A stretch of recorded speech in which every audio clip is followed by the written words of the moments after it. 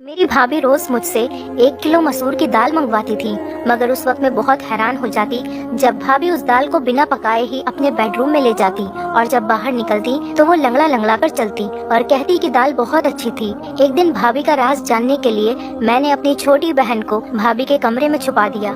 कुछ देर बाद जब बहन लंगड़ाती हुई बाहर निकली तो मेरी जान ही निकल गई। आज शीतल भाभी ने मुझसे 1 किलो मसूर की दाल मंगवाई थी। मैं जैसे ही वो दाल लेकर घर पहुंची तो भाभी ने थैला मुझसे ले लिया और अपने कमरे में चली गई। मैं हक्का बक्का रह गई कि भाभी को क्या हुआ। अभी आधा घंटा ही हुआ होगा कि मेरे भैया ऑफिस से जल्दी घर आ गए थे। उनकी तबीयत खराब थी और मैं अपने कमरे में ही बैठी थी।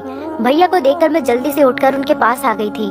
मुझे उनकी चिंता सताने लगी थी, मगर वो बोले थोड़ी देर आराम करूंगा तो ठीक हो जाऊंगा। फिर उन्होंने अपने कमरे में जाने के लिए दरवाजा खोलने की कोशिश की तो दरवाजा अंदर से बंद था। भैया को कुछ शक हुआ तो भैया ने दरवाजा पीट डाला, मगर कमरे से तो भाभी की कोई आवाज ही नहीं आ रही थी। भैया ने मुझे घूर कर पूछा, शीतल कहाँ है और दरवाजा अंदर से क्यों बंद है।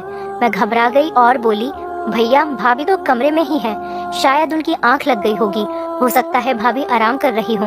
भाई ने जोर जोर से दरवाजा बजाया, फिर बोले, शीतल दरवाजा खोलो, जल्दी करो। लेकिन भाभी ने कोई आवाज नहीं दी। मैं भैया का हाथ पकड़कर उन्हें बाहर बरामदे में लेकर आ गई और बोली, आप यहाँ बैठ जाइए, मैं दरवाजा खुलवाती हूँ।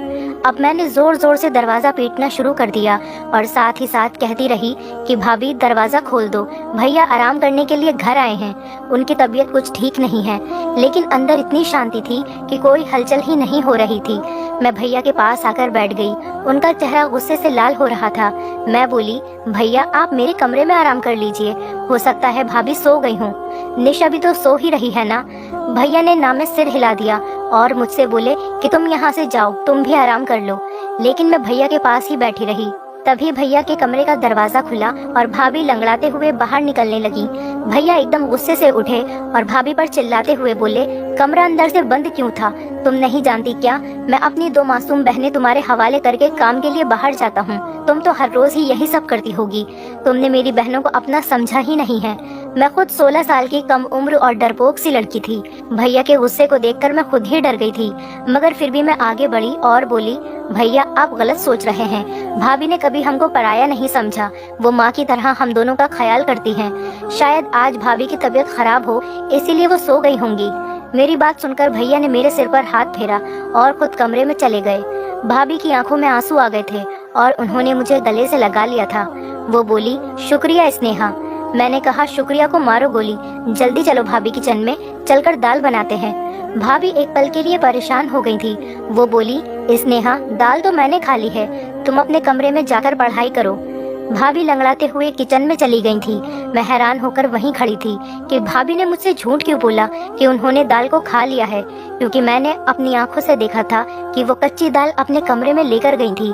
मैं अपने कमरे में आ गई और पढ़ते पढ़ते ना जाने मेरी कब आंख लग गई थी और फिर सुबह को घबराकर मेरी अचानक से आंख खुली। मेरे साथ साथ निशा भी जाग गई थी और अब हम दोनों किचन में जाकर भाभी की मदद करने लगे। आज भाभी भी मुझे बड़ी बेचैन सी और खोई खोई सी लग रही थी। भैया भी किचन में आ चुके थे। अब भैया भी रिलैक्स लग रहे थे, भाभी से आराम से बातें कर रहे थे। मैंने ये सोचकर ये सब नजरअंदाज कर दिया था कि ये सब मेरा वहम ही होगा। सुबह में जल्दी उठकर कॉलेज के लिए तैयार हो गई और भैया के साथ ही चली गई थी। वो ऑफिस जाते हुए मुझे भी अपने साथ लेकर जाया करते थे। मैं और निशा एक ही कॉलेज में एक साथ पढ़ते थे। उसकी फर्स्ट ईयर के एग्जाम हो चुके थे, इसीलिए उसकी छुट्टियां चल रही थी, जबकि मैं सेकंड ईयर में थी और मेरे एग्जाम के लिए अभी 3 महीने बाकी थे। कॉलेज से घर आने के लिए मैं बस में सफर करती थी। मैं जैसे ही घर पहुंची तो मुझे लगा ही था जैसे भाभी मेरे इंतजार में ही बैठी होंगी। वो मुझे देखकर फौरन ही कहने लगी कि स्नेहा जल्दी से यूनिफॉर्म बदल लो और मुझे 1 किलो मसूर की दाल लाकर दे दो। फिर वो अपने कमरे से पैसे लेने के लिए चली गई थी। भाभी की लंगड़ाहट भी खत्म हो चुकी थी। मैं जल्दी से मुंह हाथ धोकर भाभी के पास आ गई थी। मैं शीतल भाभी से पैसे लेकर 1 किलो मसूर दाल लेकर आई थी। आज मैंने भाभी को थैला पकड़ाते हुए कहा, भाभी आज प्लीज दाल चावल बना लीजिएगा। मेरी भाभी के चेहरे का रंग एक पल के लिए फीका पड़ गया था। फिर उन्होंने हाँ में सिर हिला दिया और दाल अपने कमरे में लेकर चली गईं। मुझे एकदम से अजीब सा लगा था कि ऐसा कैसे हो सकता है कि कच्ची दाल अपने कमरे में कौन लेकर जाता है। फिर मैं यही सब सोचती हुई अपने कमरे में आ गई थी और पढ़ने लगी। शाम के वक्त भैया ऑफिस से आए तो मेरे और निशा के लिए खाने पीने का सामान लेकर आए थे। भैया की आवाज सुनकर भाभी भी अपने कमरे से निकल कर आ गई और वो लंगड़ाकर चल रही थी। मैं हैरान रह गई कि पहले तो भाभी के पैर की लंगड़ाहट खत्म हो गई थी, अब दोबारा वो क्यों लंगड़ा रही हैं। मुझे भाभी पर शक हुआ, कहीं भैया को दिखाने के लिए नाटक तो नहीं करती। लेकिन जब मैंने भाभी के चेहरे की तरफ देखा तो साफ साफ पता चल रहा था कि वो बड़ी तकलीफ में है। मैंने अपनी सोच को फौरन बदला और भाभी के पास गई और उनसे पूछने लगी कि उनके पैर में क्या हुआ है, तो वो चुप हो गई थी। भैया को बड़ी भूख लगी थी, इसलिए भाभी फटाफट किचन में चली गई थी और मैं अक्सर किचन में भाभी को मदद करती थी। आज भी मैं उनकी मदद के लिए किचन में चली गई। मैंने कहा, भाभी दाल चावल के बारे में सोच सोचकर बड़ी भूख लग रही है। भाभी ने मेरी तरफ बड़ी अजीब सी नजरों से देखा था। भाभी कहने लगी, आज तो मैंने घर में आलू की सब्जी बनाई है, दाल तो मैं कब का खा गई, बहुत ही अच्छी दाल थी। ये सुनकर मैं हक्का बक्का रह गई थी। एकदम ही मेरा दिल भर आया और मैं सब कुछ छोड़ छाड़ कर अपने कमरे में आ गई थी। मैं अपनी सोचों में गुम थी, लेकिन निशा को देखकर मैं एकदम से चौंक गई थी, क्योंकि वो अपनी पुरानी फर्स्ट ईयर की किताब खोलकर बैठी थी। मैंने उससे कहा कि जब पढ़ने के दिन थे तब तो तूने पढ़ाई से जान बचा ली, अब क्या फायदा इस पढ़ाई का। मैंने निशा से किताबें छीनने के लिए हाथ आगे किया तो उसने मेरा हाथ झटक दिया था और एकदम गुस्से से बोली, कभी तो मेरी जान बख्श दिया करो, हर वक्त मेरी माँ बनने की कोशिश मत किया करो। आप सिर्फ मुझसे 2 साल बड़ी हैं, 20 साल नहीं, जो मेरे हर मामले में टांग अड़ाती फिरती हैं। मुझे निशा से इस तरह के बर्ताव की बिल्कुल भी उम्मीद नहीं थी। निशा ने तो कभी मेरे साथ इस तरह की बात नहीं की थी। मैं उसे छोड़कर भैया के पास आकर बैठ गई थी। भैया मुझसे पढ़ाई के बारे में पूछने लगे, जबकि मेरा सारा ध्यान भाभी की टांग पर था।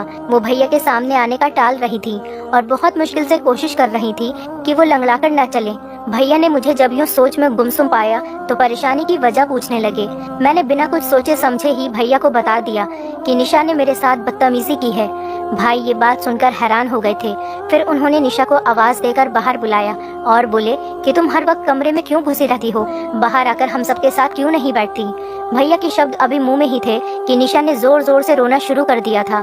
वो बोली, पिताजी खुद तो इस दुनिया से चले गए, लेकिन मुझे दर दर की ठोकरें खाने के लिए छोड़ गए। भैया कहता है कमरे में मत बैठो, भाभी कहती है घर के कामों में हाथ बटाओ, जबकि मेरी बहन तो मेरी दुश्मन ही बनी हुई है। भैया निशा की हालत देखकर हैरान रह गए थे। फिर भैया उठे और निशा को गले लगाकर प्यार करने लगे और बोले, निशा तुम जानती हो कि मैंने तुम्हें कभी भी अपनी बहन नहीं समझा, हमेशा अपनी बेटी ही समझा है, फिर तुम इस तरह की बातें क्यों सोचने लगी हो। निशा कुछ भी बोले बिना सिर्फ रोती चली जा रही थी। हम सब भी परेशान हो गए थे। फिर अचानक ही उसने अपने आंसू पोंछ लिए और हमसे माफी मांगकर कमरे में चली गई थी। भैया ने भाभी को आवाज देकर बुलाया और बोले, शीतल आजकल निशा घर में ही होती है, ये इतनी चिड़चिड़ी क्यों हो गई है। भाभी का चेहरा एकदम ही सफेद पड़ चुका था, वो बड़ी डरी हुई लग रही थी।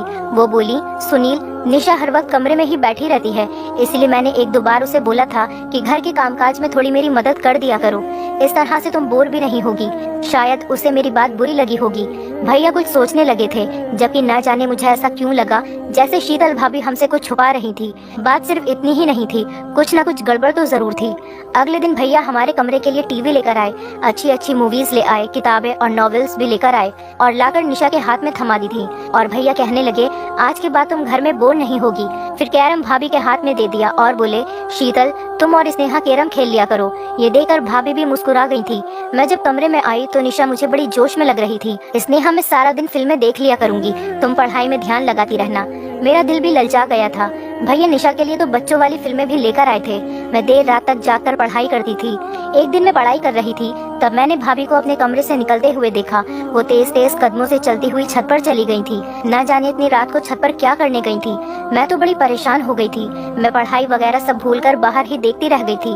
तकरीबन 1 घंटा छत पर बिताकर भाभी अपने कमरे में वापस चली गई थी। आखिर ये सब हो क्या रहा था। मैं इस फिक्र में घुलती जा रही थी, जबकि मेरा दिल पढ़ाई में नहीं लग रहा था। मैं कॉलेज से जैसे ही वापस आई तो भाभी ने मुझे पैसे थमा दिए और फिर से मुझे 1 किलो मसूर दाल लाने के लिए भेज दिया था। मैं कपड़े बदलने कमरे में गई तो ये देखकर दंग रह गई कि निशा फर्स्ट ईयर की किताबें फिर से पढ़ रही थी। मुझे देखकर वो इस तरह चौंक गई थी और झट से वो किताब सहित कमरे से बाहर निकल गई थी।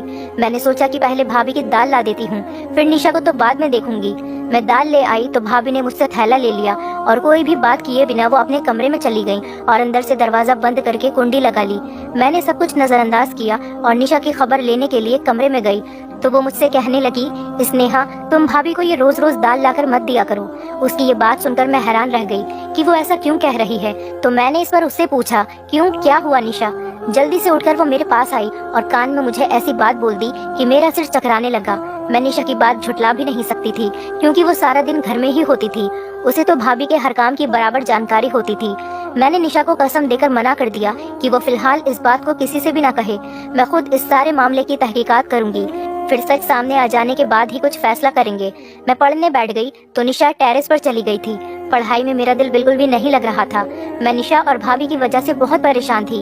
ये दोनों ही बड़ी अजीब अजीब सी हरकतें कर रही थी। मैं अपनी सोचों में गुम थी कि तभी भाभी कमरे से बाहर निकल आई और वो लंगड़ाते हुए चल रही थी। मुझे दाल में कुछ काला लग रहा था। मैंने भाभी से कहा, भाभी दाल कहाँ गई? तो भाभी बोली कि वो तो मैंने खा ली, बड़ी ही अच्छी दाल थी। तो ये सुनकर मैं चुप हो गई और फिर भाभी लंगड़ा लंगड़ा कर चलती हुई घर के काम कर रही थी। तब अचानक मुड़कर बोली, निशा कहाँ है? तो मैंने उन्हें बताया कि वो छत पर गई है। ये सुनकर भाभी के चेहरे का रंग अचानक ही उड़ गया था। वो लंगड़ाती हुई छत की तरफ जाने लगी थी। मैंने सिर झटक दिया और अपनी किताब उठा ली। ये दोनों तो पागल हैं, मुझे भी पागल कर देंगी। लेकिन मेरा दिल पढ़ाई में नहीं लग रहा था। भाभी को छत पर गए हुए बहुत देर हो गई थी। मैं भी उन दोनों के पीछे ही छत पर चली गई। सीढ़ियों पर चढ़ते हुए मैं भाभी की आवाज आसानी से सुन सकती थी। भाभी निशा को बुरी तरह से डांट रही थी। निशा के रोने की आवाज भी आ रही थी। मेरा दिल अपनी बहन के लिए टूट सा गया था। मैं जैसे ही छत पर पहुंची तो भाभी मुझे देखकर डर गई थी। उन्होंने निशा को गले से लगाया और प्यार से बोली, कैरम नहीं खेलोगी अपनी भाभी के साथ? निशा ने भी अपने आंसू पोंछ दिए थे और जबरदस्ती मुस्कुराने की कोशिश कर रही थी। मैं उन दोनों को हैरत से देख रही थी। मैंने निशा का हाथ पकड़ा और उसे खींचते हुए नीचे लेकर आ गई थी। उसे कमरे में लाकर मैंने पूछा, भाभी तुम्हें क्यों डांट रही थी? निशा घबरा गई और बोली, नहीं तो भाभी मुझे क्यों डांटेंगी, बल्कि वो तो मुझसे बहुत प्यार करती हैं। मैं कुछ सोचकर चुप हो गई थी। मैंने कहा, निशा मुझे तुम्हारी मदद की जरूरत है। मैं भाभी का राज जानना चाहती हूँ। उस दिन तुमने जो मुझे बात बताई थी वो सिर्फ तुम्हारा वहम था, लेकिन मैं चाहती हूँ कि तुम मुझे असली सबूत ला कर दो। कल जब मैं भाभी को दाल ला कर दूंगी तो तुम उनके कमरे में छुपकर देखना कि वो दाल कैसे खाती हैं और फिर लंगड़ाकर क्यों चलने लगती हैं। मेरी बात सुनकर निशा एकदम से मुस्कुरा गई थी। वो बोली, स्नेहा मैं तुम्हारा साथ दूंगी। अगले दिन कॉलेज से वापस आते समय मैं अपने दिमाग में सारा प्लान फिट करके आई थी। घर पहुंची तो मैंने भाभी को मेरा इंतजार करते हुए पाया था। वो बोली, स्नेहा जल्दी से दाल लाकर दे दो। मैं मुंह धोने के लिए कमरे में चली गई और निशा को भी समझा दिया कि जैसे ही भाभी को आवाज देकर मैं बुला लूंगी तुम उनके कमरे में जाकर छुप जाना। उसने हाँ कह दिया था। मैंने भाभी को आवाज दी और कहा, भाभी दाल अब महंगी हो गई है, थोड़े पैसे और देने पड़ेंगे। भाभी मुस्कुराकर बोली, तो फिर क्या हुआ, मैं अभी लाकर देती हूँ पैसे। इतनी देर में निशा भाभी के कमरे में जाकर छुप गई थी। मैं दाल ले आई थी। भाभी ने खुशी खुशी वो दाल मुझसे ले ली और अपने कमरे में चली गई। मैं बाहर बरामदे में बेचैन होकर चक्कर पे चक्कर काट रही थी।